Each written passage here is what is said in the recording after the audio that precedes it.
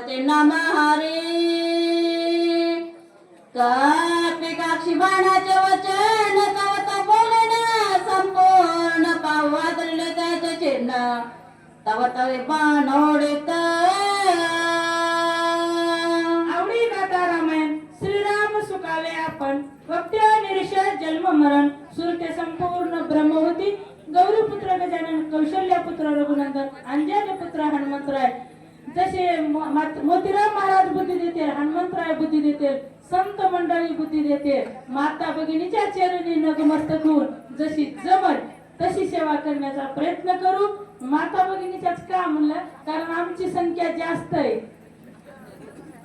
सगळ्यात जास्त संख्या आहे आमची आणि त्यातल्या त्यात आपल्याला शिंदे साहेबांना लाडकी बहीण महिला मंडळ आहे का मग जिसकी संख्या भारी कशाला आपण म्हणायचे सोबत आणायचे नाहीत पुन्हा आपली संख्या आहे असो विनोदाचा भाग काय म्हणू लागले हो लोखंडाचा बाण जाऊन हनुमंतरायाच्या पायाला लागल्या त्यावेळेस हनुमंतराय विचार करू लागला बाण हा काय आहे नामांकित आहे वरी राम नामाचे ठसे आहेत मग आणि भरतराज ऋषीने सांगितलं होतं दुष्टाचं निवारण कर आणि सज्जन असेल तर खाली घेऊन ये बाण धर्म संकटात पडला होता की वरलाही राम भक्त आहे आणि खाली भरतराज ऋषीही राम भक्त आहे काय करू महिला मंडळ आपण लबाड बोलाय विचार करतो का किती लबाड बोलतो बरं विचार तो लोखंडाचा बाण करू लागला काय करा आणि त्यावर हनुमंतराय विवेकी होते हुशार होते काय करतात पा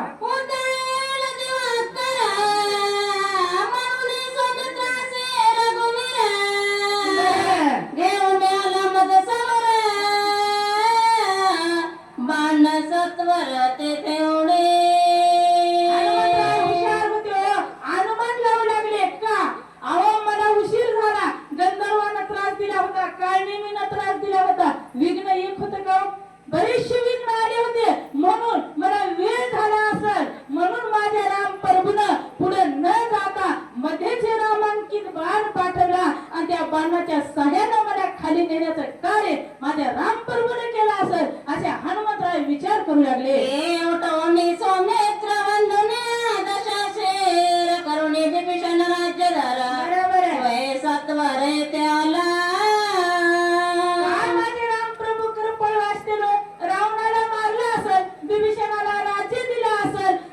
संहार करून माझे रामप्रभू लक्ष्मणाला उठवलं असं आणि इथं वापस येऊन मी पुढेच माझं उड्डाण जाईल ह्या हेतूने हे बाण पाठवलं असं त्यावेळेस हलवून नव्हतं मोबाईल नव्हता महिला मंडळ सांगण्यासाठी आणि हनुमंतरायाचं वेग तर मनाच्याही पुढे होतं वेगानं जात असताना जेणेकरून माझं उड्डाण पुढेच जाईल आणि रामप्रभू आले कोण हनुमंतराय विचार करू लागले 400 कोस उड्डाण करतील हनुमंतरायाचे उड्डाण पण लंकेत गेलत लंकेच्याही पुढे गेलं होतं मग आता माझं जर उड्डाण पुढे जात असेल जेणेकरून मी त्या लंकेच्या दिशेने जाईल म्हणून माझ्या परमात्म्यानं बाण पाठवला आणि बाणाच्या सहाय्याने हनुमंतराय खाली असा विचार केला असेल का हनुमंतराय विचार करू लागले सर्व कान पवित्र स्वामी ताऱ्या कधी कमाल जिन्हे तोरता कोणार्था जातासे हनुमंतरायला दुःख वाटलं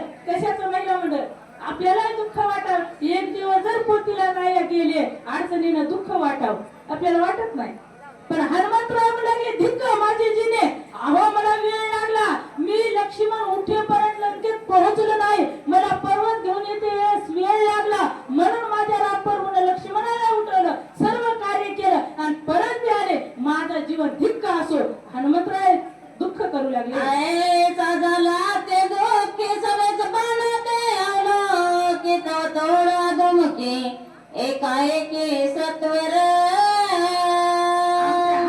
दुःखी झाले हो अधोमुखी झाले कार्य संपलं नव्हतं पण हनुमंतरायाला वाट लागलं सगळं कार्य तिथं संपलं लक्ष्मणाला उठवलं मला उशीर झाला म्हणून माझ्या मालकाने लवकर मला बाण पाठवला होता का मध्येच भरतराज ऋषीने पाठवला होता पण हनुमंतरायाला दुःख वाटू लागलं जेणेकरून मला उशीर झाला हा घडलेला प्रकार माझ्यामुळेच घडला म्हणून मला वेळ लागला असे अधोमुखी हनुमंतराय विचार करीत काय म्हणू लागले कार्य ना साधे माझे ना वेगे करे ना देह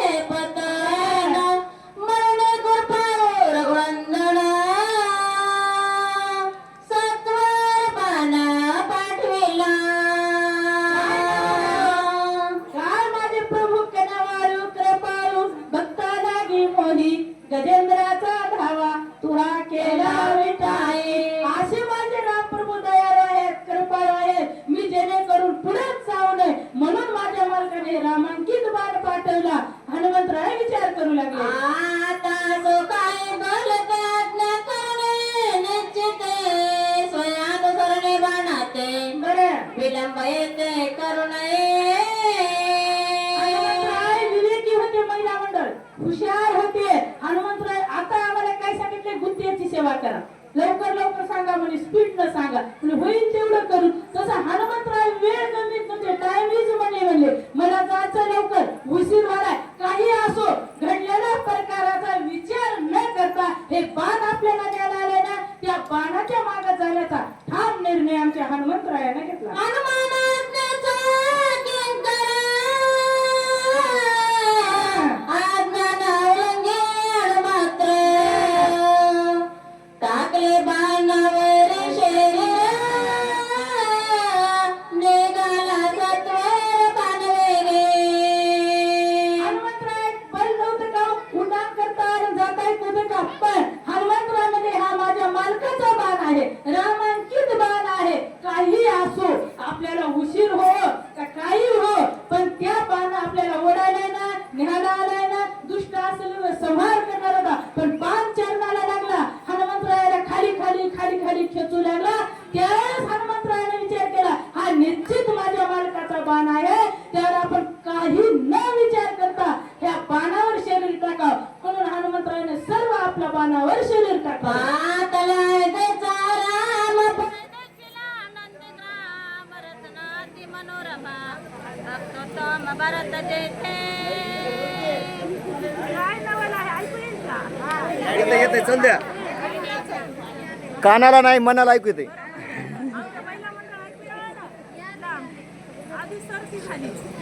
महिलाचं नेटवर्क भारी असते, चल द्या. हनुमंतराय विचार करू लागले, पाहिले काही असो म्हणले. आता आम्हाला इथला रस्ता माहित नव्हता हो, आमचे फुकटगावकर महाराज लोकेशन टाकू लागले, मला गाडी चढू लागली. मग त्या लोकेशन गाव गाठले ना आम्ही. मग त्यावेळेस म्हणजे हनुमंतराय काही असो बाणावर शरीर सोपवायचं.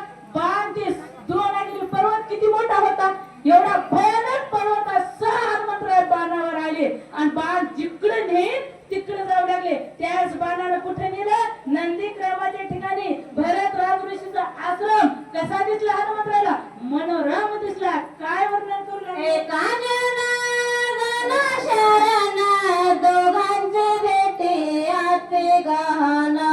दोघे प्रेमाळ संपूर्ण दोघे दोघे पण विसरते श्रीराम जय राम जय जय राम. काय नवल आहे, दोघं एक हनुमंतराय आणि भरतराज ऋषी दोन्ही कसे आहेत, संत आहेत, भक्त आहेत राम प्रभूचे. आता दोन्हीच गोड असं निरूपण आहे, सुंदर अशी कथा आहे. कशी कशी कथा होती, कशी कशी नाही, ऐकू आपण. एका जनार्दन शरण कृपावे जननी गोड घास गावाचुने मुठीचा घास काढूने. माझे जनार्दन माऊली वर्णन करतात, मात्र म्हणतात माझी जनार्दन माऊली कशी कृपा आहे. गावबा महाराज म्हणतात, जे आई गोड घास लागल ते आपल्या मुलाला चालते की नाही, तिला आई म्हणाव, आणि जे गोड लागल ते आपण खाती तिला नाव म्हणाव. म्हणाव की नाही महिला मंडळ. ऐशी कळवळ्याची जाती खरी लाभाने न प्रीती, अशी माझी जनार्दन माऊली कृपाळ आहे. गावबा महाराज वर्णन करतात. हे अत्यंत खावणे त्याच्या मुखी घास देणे न खाता पायावर बळ पाडणे घास कोंदणे मुखामध्ये. माझी जनार्दन माऊली कशी होती, आपल्या आईला गोड जे घास आहे ते घास आपल्या मुलाला खाऊ घालते. आणि लहानपणी जर लेकरू खात नसेल, रडतच असेल, त्याची तहान भूक आईला कळते. मग आई त्या बाळाला आपल्या मांडीवर टाकते आणि बस त्याला चमचम दूध पाजते का नाही. किती रडत असेल त्याच्या गाला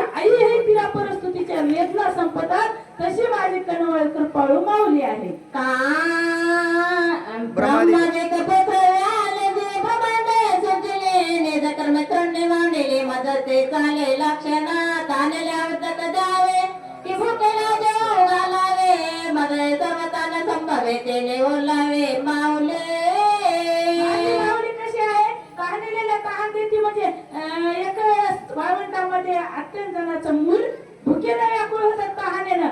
माझ्या माऊलीने त्याला ताण पाजवली. एकनाथ महाराजांना गाढवाला पाणी पाजवलं तीर्थाचं. का? त्याच्या गाढवात देव दिसला, बाळूमामाला मेंढीत देव दिसला, आणि तुम्हा आम्हाला माणसात देव दिसना. हे आपलं दुर्भाग्य आहे महिला मंडळ. असंच आम्ही वाटण येत असताना एक आजी सापडली. पा एका मिनिटात सांगू, उशीर व्हायला ना, धावत्या वेळेला सांगितलं भरपूर. आम्ही काय म्हणू लागले, आजी म्हणजे कुठे चालत नाही. आम्ही म्हणजे शक्तीला. खरं सांगाय काय भीती हो. आणि माहेराला जाण्याचा आग्रह धरीत नाही, पण शक्तीला न्या म्हणून मालकाला भांडतो.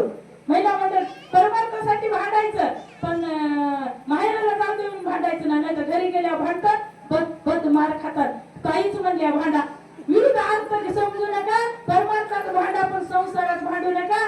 वाटण येते आजी म्हणल्या कुठं चालत. सांगितलं आम्ही. सांगितल्याच्या नंतर मी म्हणलं काय लेकर, आम्ही सांगितले मुलं काय आहेत मुली काय. मग आम्ही म्हणलं आजी तुम्हाला काय. म्हणली बाई मला 2 सुना आहेत, आणि त्या काय करतात. आम्हाला विचारलं तुमची लेकर. आम्हाला शिकायला आहे, एक डॉक्टर आहे, एक इंजिनियर ह्याची मुलगी करायली. खूप शिक्षण सगळं सांगलं. म्हणजे तुमची काय करती. म्हणजे एक शेताला जाती बाई. मला वाटलं एकीला सर्विस असेल, न जाणं काय सांगा. मग मी दुसरी काय करते बाई. म्हणली दुसरी तुमच्या बोंबलत फिरती. आता बोंबलत फिरायला आपण काय सांगावं, काय बोलायचं राहिलं नाही. इकडे इतकं हसू आलं. आता नावावरच करणे. नाव ठेवलं शांताबाई. भांडणाला एक दिवस दम नाही. तिकडे किती हसू आले बघा. नाव ठेवलं गंगाधर. आंघोळ करणार महिनाभर. अशी स्थिती आहे. पण तसं म्हणजे छोटे गाव आम्हाला म्हणू लागले, मला जे ताणलेला ताण दिली भुकेलीला पितळाची आदिनाथ बाबाला पंगाची उघडली. काय करू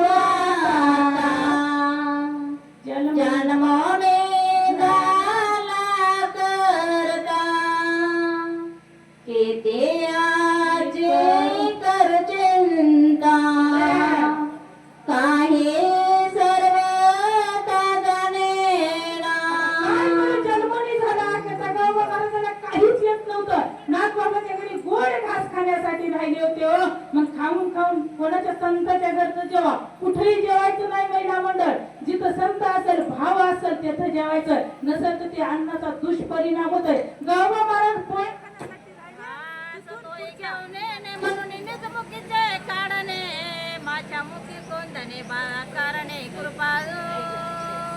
अशी माझे जनार्दन माऊली कृपाळू आहे. कशी आपली आई कशी असंत कृपाळू राहतात. एका मिनिटात सांगू तुम्हाला.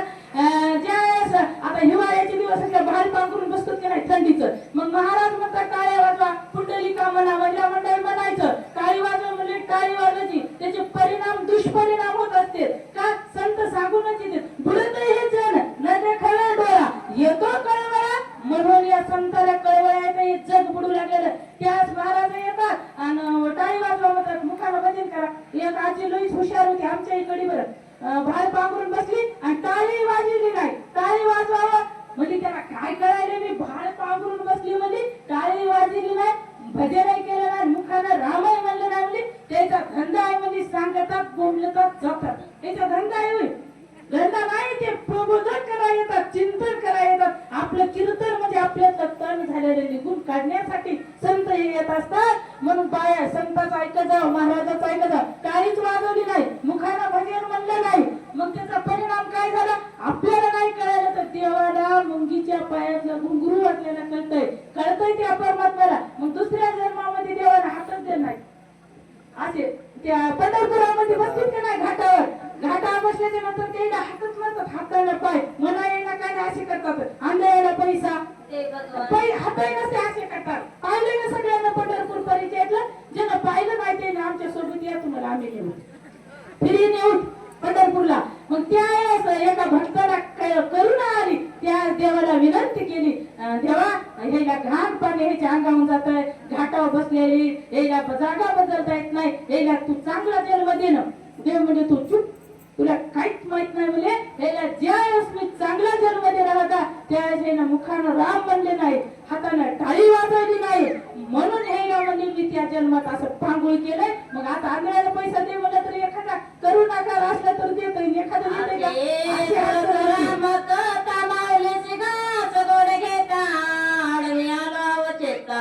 काय सर्व का जाणे ना ते कृपाळू कैसे तोंडचे काढून वेगळेचे पिता माझे मुखाचे निज मानसे सुखावे अशी माझी माऊली आहे तोंडातला गोड घास लागलेला आपल्या लेकरांची तसे संत जी गोड घास आहे ती आपल्याला देतात एवढंच नव्हे ज्या वेळेस आपल्याला विठ्ठल विठ्ठल म्हणता येत नाही त्यावेळेस आपण म्हणत नाही का कथीची सामग्री देह अवसानावरी अवसान देहात असेल तर आपल्याला राम म्हणता येतंय त्यावेळेस एक भक्त मंदिरामध्ये गेला आणि म्हणता येत होतं त्यावेळेस गेला नाही काम बघितलं 7-12 वाढवली बंगले मग घरी कोणी बरं बघायला मग मंदिरात निघाल्याच्या नंतर इथला म्हणू लागले भजन करू लागले त्यावेळेस पांडुरंगाला मूर्तीत हसू आलं ती मूर्ती म्हणू लागली अरे तू इथलाच आहेस मला माहित आहे पण विठ्ठला म्हणते वेळेस कुठे गेला होता म्हणून महिला मंडळ कधी अवसान आहे म्हणून हनुमंतराय 12,04,004 कोस उड्डाण करीत आले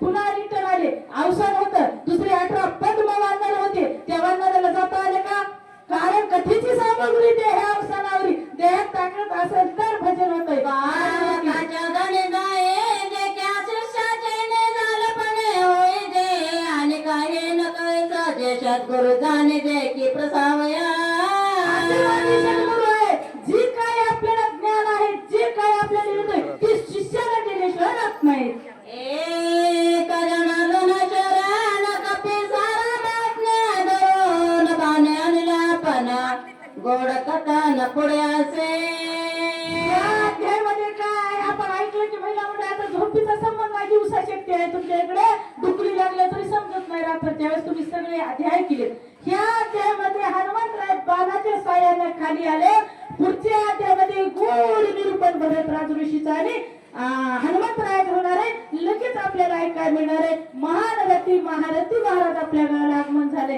दिव्य आणि भव्य लक्ष्मण शक्तीचा योग आमच्या नशिबात आहे म्हणून सगळ्या गावकरी मंडळीला महिला मंडळीला धन्यवाद क्रोते सोपाते जाणे सैराट भरला राणे ओढीला एका जनार्दने काही म्हणे संभ्रमा श्रीराम जय राम जय राम माझ्या मनामध्ये सैराट भरला होता म्हणजे कुठला तरी विचार भरला होता आपल्याला आपण काहीतरी विषय चालू असताना मनामध्ये दुसरा विचार असल्यावर ऐकूच येत नाही काय म्हणलात होतं त्याचे गावा महाराज म्हणतात काहीतरी माझ्या मनामध्ये सैराट विचार भरला होता पण माझ्या गुरु माऊलीनं मला मेन मुद्द्यावर आणून ठेवलं आणि पुढचा रामायण रूपी घास माझ्या मुखातून काढून घेतला.